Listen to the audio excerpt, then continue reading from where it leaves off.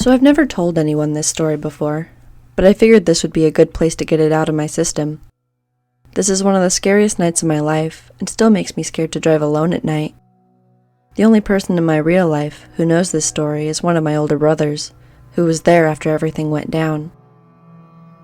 So to preface this story, I'm currently a 21-year-old female, and I live in Ohio. At the time this story takes place, I was moving from a very well-known suburb outside of the main city to a rural farming town with my family. My parents have never been the city type, as they had both grown up on farms in the South during their childhoods, and our whole family had lived in similar areas until I was about to enter high school, so you can understand how itchy they were to get back to their roots. I am the youngest of 4 siblings. I have 3 older brothers, and I was the last to finish required schooling, so the summer after I graduated from high school, my parents decided this was a good opportunity for a change of scenery because I was no longer tied down to a school district. The town that we were moving to was only about 45 minutes away, and instead of moving everything all at once and overwhelm ourselves with a full house of boxes, we were moving to a house about the size of the one we were living in. My parents opted to have us move a chunk of our things every day, or every few days for around 2 to 3 weeks, in hopes that it would be easier for us to get settled into the new house. The majority of the drive between the 2 towns is through main highways, and it's pretty much a straight shot, so I'd become very used to the routine drive after a while. That's why this night was so terrifying, because I had literally made this drive nearly 50 times, and I was so comfortable that my guard was let down completely. I'm a pretty small girl, around 5'3" and about 140 pounds, and even though my dad taught me self-defense when I was younger, I'm the kind of person who freezes during confrontation or under pressure, so it's a miracle I made it out of this whole thing safely. This night, I decided to visit some old friends from the neighborhood that we were moving from, and because I was already down the street from my old house, I decided to stop by on my way back to our new house to pack some things to take back with me. I can't exactly remember what time it was. I'm pretty sure it was around 10 or 11 p.m., but regardless, it was already very dark outside.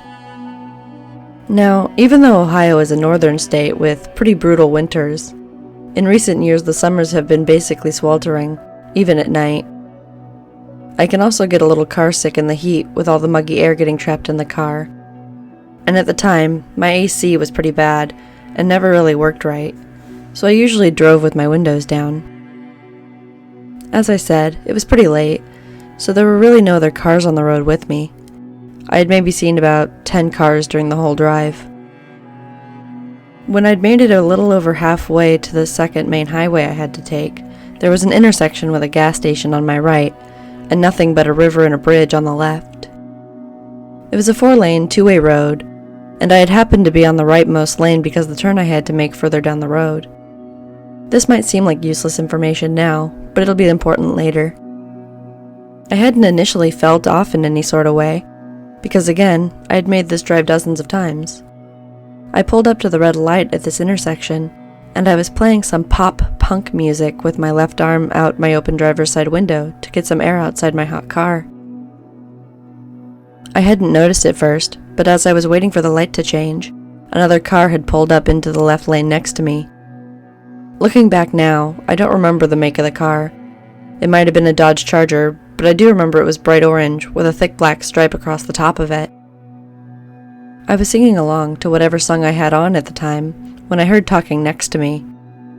It wasn't so much that I'd heard them speaking specifically about or to me, but they were talking quite loudly, and I have ADHD, so the extra noise above the sound of my music made me turn my head.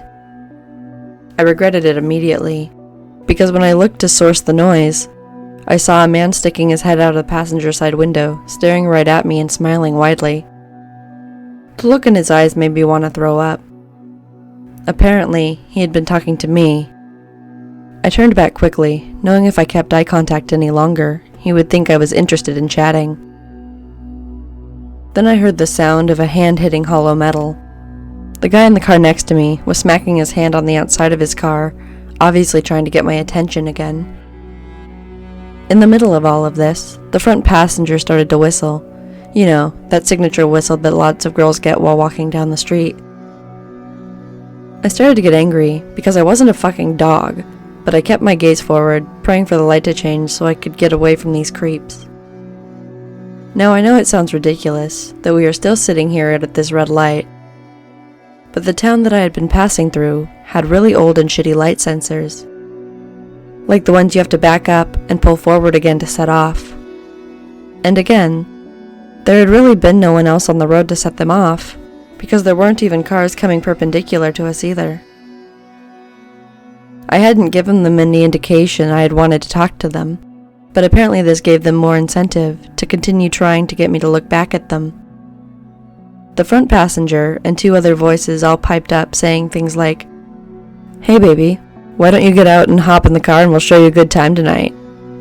Come on, pull over to the gas station. We're not gonna hurt you. Why won't you talk to us?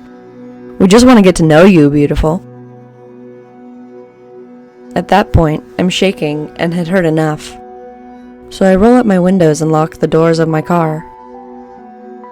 Well, this had apparently pissed off the front passenger, because before the window was up, I heard him shout, "Fucking bitch," before swinging his car door open. Before I knew it, he had gotten out of his car and walked over to the passenger door beside me, trying to pull it open to get inside my car. This is why the specifics of my location were so important.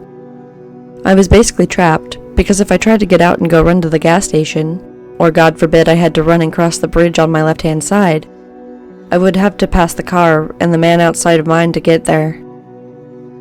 Obviously, getting out of the car and running wouldn't be my best bet here, but at this point I was so terrified, I was trying to weigh out all my options. I know now that it would have been best time to get the fuck out of there, but I'm literally paralyzed in fear, and I can't even feel my feet to hit the gas, and my hands were gripping the steering wheel so hard I couldn't feel them either. The man quickly realized he wouldn't be able to get in, and walked up to my window, starting to smack a fully open palm on the glass. He was hitting so hard that I actually thought I heard the glass creak like it was going to crack and break in. When I still wouldn't look over at him, he stopped hitting the glass just long enough to spit all over my window. I have no idea what gave me the strength. Maybe it was the fact that he was literally about to break the glass and get into my car. But right as he lifted his arm, and would look like him about to elbow my window, I said fuck it and hit the gas, running the red light, and definitely exceeding the speed limit to get the hell out of there. I don't know what made me look back, but when I glanced up in my rearview mirror, I saw that all 3 guys were now standing outside of the car. In one of their hands I saw a small object, and to be quite honest, I don't even want to begin to think about what it might have been. I almost threw up from the anxiety, and pretty much cried the whole way home. My parents own a restaurant, and are usually working late, so when I got home, my older brother was the only one there. He did his best to calm me down, but I don't think I slept at all that night. It's quite irrational, because I know they hadn't followed me further than the light. But I even locked my bedroom door just to make me feel a little better. I regret not getting a license plate when I looked back, but as you can understand, I was so shaken up, I just wanted to get the hell out of there. I never had an encounter like that again in that area, but granted, I found an alternate route through side streets, so I usually avoid that road altogether. Creepy ass dudes who tried to kidnap me? I hope we never fucking meet again.